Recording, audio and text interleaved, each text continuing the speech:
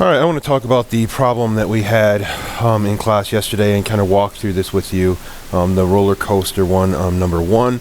So the first thing that you want to do when you're trying to do this problem is you want to take your calculator, go to a new document, and add a graph one, and you want to type this graph in. So it's going to be negative 0. Let's see, there's 1, 2, 3, 4, 5, 6, 7 zeros, 1, 2, 3, 4, 5, 6, 7, and then 1, 5.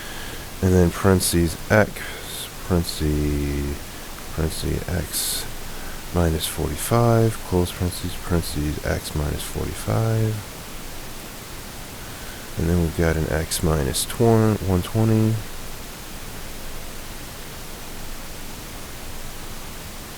Two of those. And then an x minus 150. Right, put those all in. If you need to pause it right now because you're not quite up with me, go ahead and pause it and get that in, and then go ahead and start it back up once you got it all settled. I'm going to zoom it in really close on the graph so we can kind of see what this looks like. Right? So if you're looking at the graph, you're probably looking at it and going, whoa, I can't really see anything right now. So let's change the graph to match the graph on ours. So if we go to menu, 4 for window zoom, and then 1 is window settings. And then for our x values, we started at 0. Let's start yours at negative 10 though. We'll go with negative 10, and we're going to go through 160. We'll talk about why we did it at negative 10 instead of 0 on yours. And then we'll go from 0 for our y-min all the way up through 400, because if you look at your paper here, it goes all the way up to 400. Alright, so we'll come back over here and hit enter, and now the graph see if this can adjust a little bit so you can see it. Might be a little bit hard for you to see, but it goes up here, comes down, goes up, goes down, comes up, and goes down, just like this one right here does. Okay? So let's go ahead and talk about some of the answers here, some of the work that you might work through to figure this out. So what degree polynomial is the polynomial represented? All right. So what you want to think about is how many solutions could it have? What degree is it? How many factors do we have here? If you look, we got 1, 2, 3, 4, 5, 6 factors here. So that means that it's going to be a 6-degree polynomial. Also, if you were to draw a line right here, you could have up to 6 solutions, even though this one only has 1, 2, 3, 4 solutions. It also has 1, 2, 3, 4, 5 turns.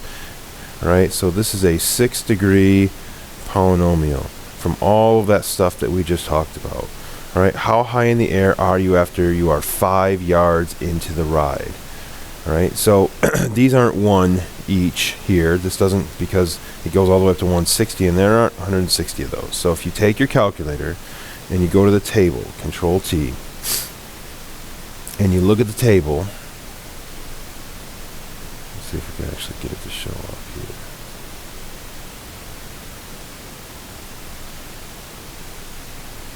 There we go. Focus a little bit here. There we go. And then we go down to where x is 5. And at 5, it's 230.115 feet in the air.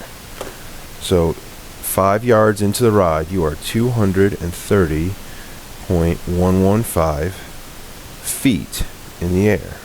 Right? How long is the ride in yards? All right, let's zoom this back out so we can see this a little bit.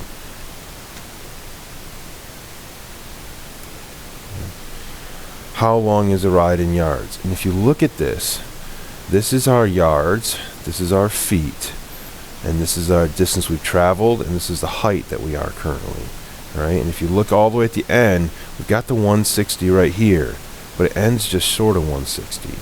And when it touches this, this is what's called a solution. And if you look up here, the solution is 150 is going to be our largest solution.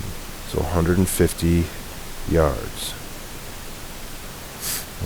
Now we're going to go down to how many times are you 150 yards in the air. This is where we're going to want to go back to our calculator. And we're going to want to, let's see if we can get this to work again. There we go. You want to hit tab, and in F2 you can put the function f2 of x equals 150. Hit enter, and you can see that it crosses 1, 2, 3, 4 times, right? So what you can do is you can put that in your calculator and figure out where they intersect by going menu, analyze graph, intersection, which is 4, and then click on each of those. And there's one right there at 89.4 yards. You're going to be 150 yards or 150 feet in the air. Check that one, check the next one, and check the last one. The first hill looks really tall. How tall exactly is that hill? So if you take your calculator again, let's see if we can get this back up here. There we go. You want to know how tall that hill is, so you go to menu, analyze graph again. That would be a maximum. Now we don't have a maximum for the function. We do have to click on this one now so it knows which graph we're looking at. And click on one side of it, drag it over to the other side, and it will give you that maximum right there. And at 11.7 yards, you are 316 feet in the air. The second hill looks like it's about half as high as the first hill. Is it more or less than half as high? So find the height of this second hill. Try that one more time. There you go. Find the height of this second hill and see if it is half of the height of the first hill. Right? So that is problem number 1.